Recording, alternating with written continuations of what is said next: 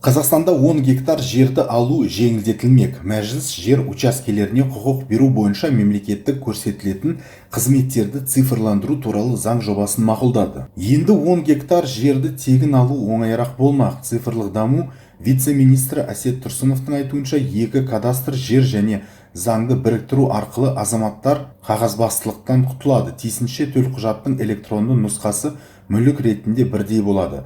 Ведомство бұл жер телімдерін алу тәртібін айтарлықтай жеңілдетпек. Жер учаскесіне меншік құқығын тіркеудің бүкіл процесі электрондық үкімет жүйесіндегі азаматтың жеке кабинетінде кезең-кезеңмен көрсетіледі. Қоғамдық кадастрлық карта арқылы егжей-тегжейлі жоспарлай аласыз. Бұл жерден қандай учаскелердің бос, қай жерде орналасқандығын көруге болады.